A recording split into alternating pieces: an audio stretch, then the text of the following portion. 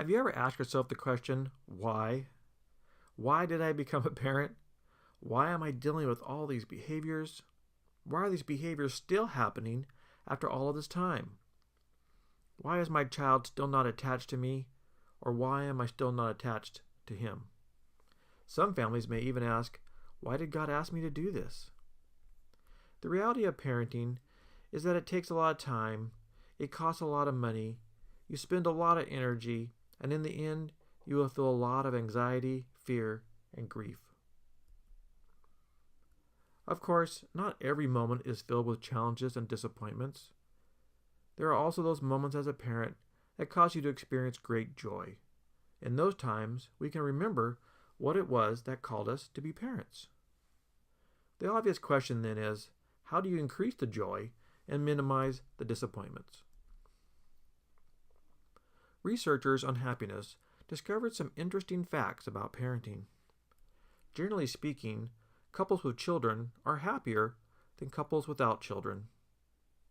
On closer examination, they discovered that parents are happier when they are taking care of their children than performing any other daily activity, and that fathers in particular express greater levels of happiness, positive emotions, and meaning in life than mothers.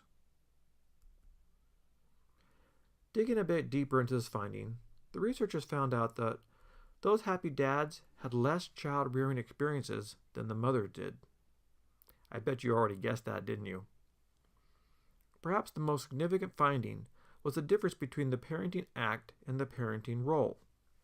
Parenting acts referred to the daily realities and responsibilities of family life, like doing loads of laundry and coming up with healthy dinner ideas, listening to kids complain about those dinner ideas, having to be the family taxi driver, hearing nonstop bickering in the back seat when you are driving, getting children to do their chores, and juggling work and family time. These activities are not usually part of the vision of happy parenting. The parenting role refers to the concept or idea of the parent as nurturer, coach, protector, and fixer. This is how we usually imagine ourselves, sitting on the couch and reading a book together, or nursing a skinned knee, or working on a project in the garage, or walking the dog together. I think we'd all agree that these parenting roles are much more satisfying than the daily hassles and routines of parenting. Neuroscience has proven that care and compassion are hardwired into our nervous systems. There is an emotional satisfaction that parents have if they can engage in healthy parenting roles despite the challenges of parenting acts. If our child is sick, which is no fun for anyone, it still draws on our innate desire to comfort others. Doing homework can be frustrating, but we get to play the role of the helper and guide. Chores and household repairs, when done as a family, can be an amazing bonding experience. Unfortunately, parents of traumatized children don't get to experience enough of the warm, fuzzy roles. Consequently, they feel overwhelmed, burnt out, and suffer compassion fatigue. Our nervous systems are not only hardwired for care and compassion, but they are also hardwired for fight or flight responses. Isn't this the same type of hurt experienced by our children? And isn't this why we decided to help those hurting children? It is, and it was. Healing strategies have to keep this reality in mind when training on trauma-informed care. Parents will need self-care routines in order to continue to care for their hurting children. Healing strategies require new perspectives on purpose, pain, and problems. When we ask ourselves why, we are trying to remember our purposes in parenting. Parents can write out their purpose statement in the same way that a corporation does when they create a vision statement. This is a one-sentence description of what you want to accomplish and achieve.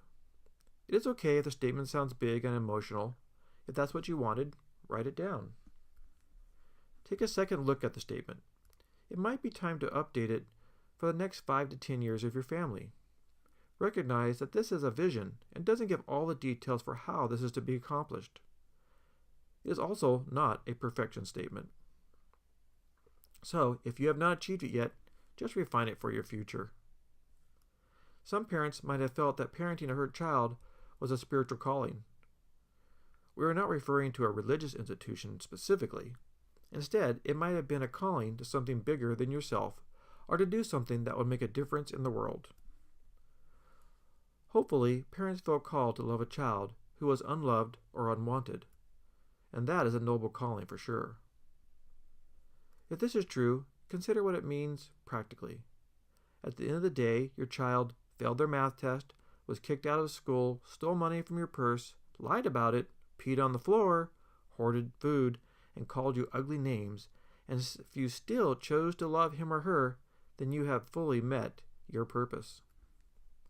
I know this doesn't feel that way, but your purpose for parenting wasn't about how perfect you or your child would be, was it? Those issues that cause so much grief and frustration are our parenting acts. Your purpose statement is about your parenting role. It's possible to feel like a complete failure in your daily acts, but still succeed in your role of loving an unloved child.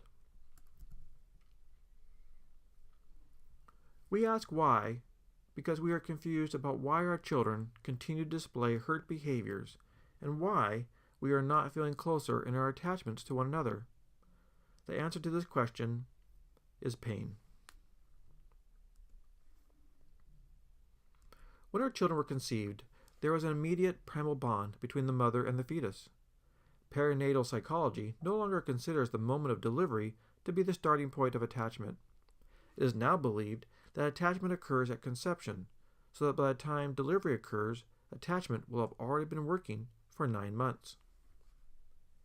We could say that this early attachment was our child's first love. Sadly, they have lost their first love, and now we are asking them to love again. Each time they feel love for new parents, they also feel the pain of the lost parents. This pain keeps them from making secure attachments, and survival behaviors continue to show up regardless of how safe the child really is. Because of the timing of the hurts, the pain may be unconscious and continue to express itself to protect the body from perceived danger. Obviously, the pain has to be reduced or removed in order for the child and parent to fully attach and the behaviors to stop. To achieve this, the body and brain must be calmed in order for more cognitive parenting methods to work. This is why parents get frustrated using behavior modification and reasoning with hurt children. The Trauma Toolbox section on neuroresilience will provide specific tools on how to help calm the nervous system. The third healing strategy is to take a look at problems. A fuller explanation for the strategy can be found in the Trauma Toolbox trainings on the Powerful Family and the Negativity Fast. The third healing strategy is to help hurting parents and children to see problems as possibilities. Problems are predictable because they keep coming back day after day after day. The problems experienced by parents today were probably here yesterday, and the day before that, and the week before that, etc. And if we don't solve them, they will come back again tomorrow, and the day after that, and the week after that, etc. Because of our history with problems, we assume that this is the strength of the problems, that they keep coming back. But this is really their weakness. They keep coming back because they want to be solved. In this strategy, parents stop asking why and start wondering how to solve the problems that disconnected them from their children.